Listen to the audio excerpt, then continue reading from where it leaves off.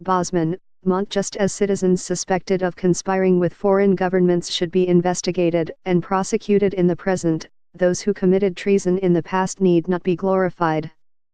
What could be more logical than taxpayers' patriotic plea that their federal, state and municipal governments consider removing, from public property, tributes to traitors loyal to the Confederate States of America who took up arms against the United States to perpetuate the institution of slavery? I have no qualms about tearing down bronze Confederates on government land.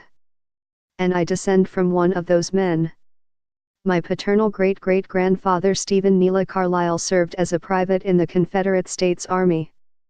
His regiment, the 1st Cherokee Mounted Rifles, was formed in 1861 when the Cherokee Nation, residing in Indian Territory, in what is now eastern Oklahoma, signed a treaty of alliance with the Confederacy. The Cherokee had an understandable grudge against the United States government for removing them to the west in the 1830s. And before that, as one of the so-called 5 civilized tribes of the Southeast, they had been pressured to cede their hunting lands and trade in their traditional matrilineal system for Christianity, male dominance and commercial agriculture as practiced in the 19th century South. Which is to say, they owned slaves. So when they traipsed the Trail of Tears, their slaves marched with them. As far as I know, Private Carlisle, an illiterate, did not own slaves. But he would marry into a fancier Cherokee family that did. His future brother-in-law Pleasant Napoleon Blackstone fought for the Confederates in the Battle of Honey Springs in 1863. It was the largest battle fought in Indian Territory. White soldiers made up a minority of combatants.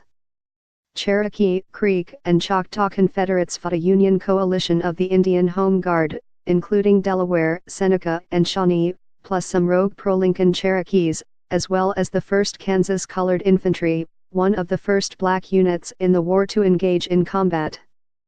Uncle Pleasant was wounded but commended for killing one of these heroes. The family scuttlebutt is that Private Carlisle shuttled messages between Cherokee Confederates and their Choctaw allies. After the war, by the way, a freed slave once owned by Indian Territory Choctaws probably composed the spiritual "Swing Low, Sweet Chariot," a piece of trivia that pretty much sums up American history, hideous memories and beautiful songs. I have fantasized about sawing the Confederates off my family tree, thereby whittling the branches down to Swedish Baptists who would frown upon my godless, low-key life. But it's worth noting that my Confederate relatives were not American traitors. They were volunteers from another sovereign state. Meanwhile, the Cherokee Nation has also been debating whether to remove 2 Confederate monuments on the grounds of the Cherokee Courthouse in the nation's capital of Tahlequah, including a tribute to Private Carlisle's commander, General Stand Watie.